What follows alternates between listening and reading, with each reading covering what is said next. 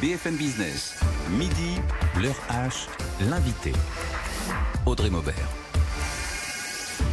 Avec nous dans l'heure H, Maxime Lemaire, le directeur des recherches sectorielles de l'Air Hermès. Bonjour, merci d'être avec nous.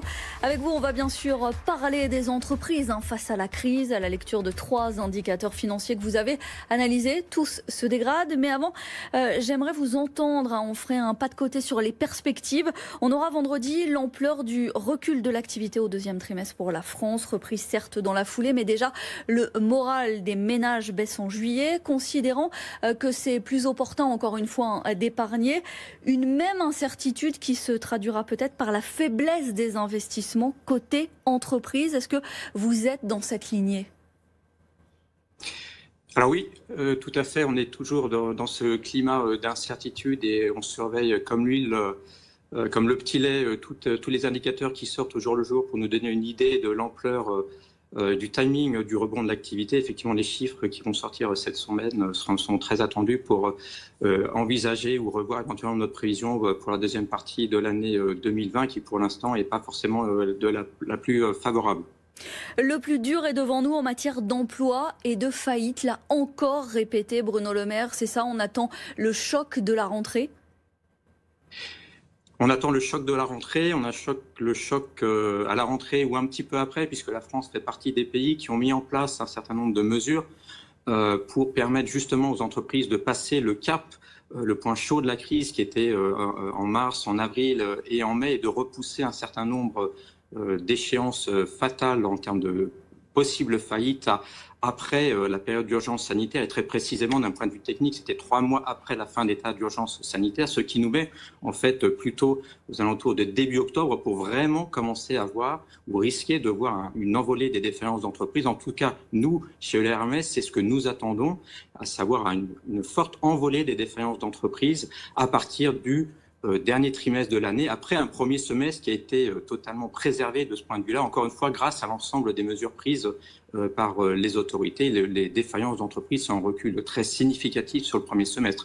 En revanche, ce que nous attendons, c'est que le dernier trimestre de cette année fasse état d'une envolée importante des défaillances d'entreprises qui se confirmerait et se conforterait sur le premier semestre de l'année prochaine, 2021. Tout ça pour finir en fait 2021 avec une hausse des défaillances d'entreprises en France que nous tablons à plus 25%, après donc plus 4% cette année et plus 20, plus 21% encore l'année prochaine, ce qui fait qu'on terminerait l'année 2021 avec un rythme annuel, un volume annuel de défaillances d'entreprises en France de l'ordre de 64 000 défaillances d'entreprises, donc un point haut depuis de bien nombreuses années. Un niveau colossal, bien évidemment. Ça m'amène à la note que vous venez de publier, des entreprises fragilisées, et c'est logique, par la crise sanitaire, la trésorerie mise sous pression.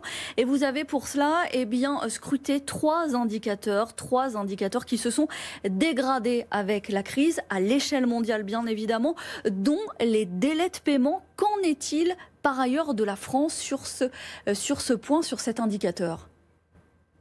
Alors, au niveau des délais de paiement, la France, pour nous, va afficher une même évolution d'une augmentation des délais de paiement qui sera de l'ordre de 2 jours de chiffre d'affaires. En tout cas avec la méthodologie que nous avons employée, qui est celle de regarder les entreprises les plus grandes, et notamment celles qui sont cotées en bourse, et en regardant l'ensemble des bilans. Alors les bilans, c'est une photographie de la situation financière des entreprises à un instant donné, en fait, au moment de la clôture des bilans. Mais notre travail a été, ce que nous avons fait, c'est à partir des données 2019, qui sont maintenant connues depuis un certain temps sur l'ensemble des entreprises, c'était de se projeter sur cette année 2020 et avec un peu d'économétrie et d'utilisation des données de nos experts risques de l'Air Hermès, c'était de mettre tout ça en équation pour avoir des prévisions 2020 et aussi 2021 pour la France, donc, mais aussi pour l'ensemble du monde. C'est ce qui nous a amené à faire ce constat que sur l'ensemble de l'année 2020, effectivement, tous ces grands indicateurs qui tournent autour du BFR, du besoin en fonds de roulement, donc à la fois les délais de paiement clients, les délais de paiement fournisseurs et les stocks, on était sans surprise, je pense, sur une dégradation de cet ensemble d'indicateurs qui sont clés quand on surveille la situation financière des entreprises au quotidien, comme c'est le cas chez Hermès. Oui, sans surprise, bien évidemment. Et puis en fait, on a ces indicateurs, une espèce de réaction en chaîne. Quand l'un est touché, découle la fragilité et la mise sous pression des autres. Des conséquences, et notamment pour les délais de paiement, mais pas seulement, plus dramatiques donc à la vue de ces indicateurs que la crise de 2008. Tout à fait. Nous, ce que nous avons déjà commencé à voir et ce que nous attendons, c'est qu'au total, au niveau des délais de paiement, ils devraient augmenter 2 fois plus que ce que nous avons observé lors de la crise financière de 2008. C'est le cas en France, effectivement, mais c'est aussi le cas au niveau mondial, comme j'ai dit précédemment. Est-ce qu'on sait, après la crise de 2008, on est revenu à un rythme pour les délais de paiement sous combien de temps? Parce qu'on imagine que donc là, l'effet de rattrapage sera beaucoup plus long également avec une crise qui a fragilisé davantage les entreprises. Alors, il a fallu 2 à 3 ans à des niveaux d'avant-crise de 2008 à l'époque. Très honnêtement, les incertitudes qu'il y a aujourd'hui dans le contexte macroéconomique pourraient laisser penser qu'il faudra au moins cette période, ce laps de temps pour revenir au niveau d'avant la crise que l'on subit aujourd'hui. Cela reste à voir. En tout cas, ce qui est certain, c'est que derrière ces délais de paiement aussi, il faut voir deux aspects. Il y a l'aspect choc d'activité qui a obligé naturellement, mécaniquement, des entreprises à surseoir aux délais accordés à leurs clients pour espérer quand même recevoir les fonds de leur part. Mais il y a aussi un deuxième effet, je dirais, qui est celui de la reprise et le fait qu'en temps de reprise compliquée, la compétition entre les entreprises va être encore plus intense qu'avant la crise, puisqu'il va falloir conserver des parts de marché. Je ne parle même plus de gagner des parts de marché, mais le fait de vouloir conserver des parts de va, selon nous en tout cas, inciter, voire obliger un certain nombre d'entreprises à revenir sur les conditions de délai de paiement accordés à leurs clients pour tout simplement emporter les nouveaux contrats qui, par chance, pourraient se présenter à eux. Donc c'est une raison, je veux dire, totalement opposée à la première qui est celle du choc, mais les deux vont s'additionner et c'est ce qui, selon nous, amènera à une augmentation très significative des délais de paiement. Donc encore une fois, en France et dans le monde, et cette année et l'année prochaine.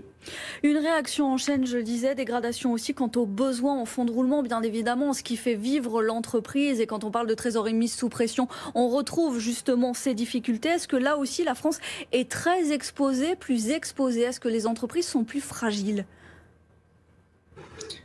Alors, les entreprises françaises ne sont pas immunes. Elles sont en tout pour autant, selon nous, un chouïa moins exposé qu'en moyenne au niveau mondial. Nous attendons, nous, qu'au niveau mondial, le besoin de fonds de roulement des entreprises augmentera de 5 jours en 2020 pour s'établir à 74 jours de chiffre d'affaires donc en 2020. Pour la France, nous, on attend à ce que cette hausse de BFR ne soit que, mais je dis bien entre guillemets, que de 3 jours pour s'établir à 69 jours de chiffre d'affaires. C'est quand même un niveau très important. Quand on met au regard de ces augmentations en nombre de jours d'affaires, le montant des enjeux financiers, on voit tout de suite l'ampleur et l'importance de ce phénomène. Si je reprends, on va dire, cet indicateur au niveau mondial, cette hausse de 5 jours de chiffre de BFR à 74 jours au niveau mondial, ça représente un besoin additionnel de financement du cycle d'exploitation de 140 milliards de dollars en 2020 par rapport à 2019. Et de plus, ça veut dire qu'au total, on dépasserait un niveau mondial de BFR à financer, donc de 8 000 milliards de dollars. Donc on est quand même sur des montants qui sont, je pense, pour tout le monde, très significatifs. Oui, une incertitude supplémentaire pour justement s'interroger sur les investissements, sur les embauches éventuelles. Est-ce que c'est une dégradation, mais j'imagine que non, qui a touché tous les secteurs de manière égale? Non, en fait, ce sont selon les secteurs qui ont été plus ou moins exposés. Ça veut dire que même en France, d'ailleurs, est-ce que le transport a été plus exposé par rapport à la pharma? Est-ce que là aussi, on a retrouvé finalement les expositions à la crise avec cette dégradation aussi? Alors effectivement, on voit en premier les secteurs qui ont le plus été touchés par la crise et qui ont été donc les plus exposés. Mais il ne faut pas oublier aussi les entreprises ou les secteurs qui ont été peut-être un peu moins exposés aux effets directs de la crise, mais qui peuvent être exposés aux effets indirects, premièrement, ou deuxièmement, ceux qui, avant même le début de la crise, et malgré leur faible exposition au type de crise que l'on vit, étaient sur des niveaux de fragilité importants, qui fait que même si le choc était d'une ampleur ou est d'une ampleur un peu moindre que par exemple effectivement pour le secteur des transports, de l'automobile ou de la distribution non alimentaire, pour autant ces autres secteurs dans lesquels on a par exemple tout ce qui est autour de la métallurgie, de la construction et qui étaient donc fragilisés avant, vont avoir des niveaux, on va dire, de fragilité accrus sur l'ensemble de cette année 2020. Merci Maxime Lemerle. Je rappelle que vous êtes directeur des recherches sectorielles de l'Air Hermès. Merci d'avoir été dans l'Orage. On se retrouve dans un instant.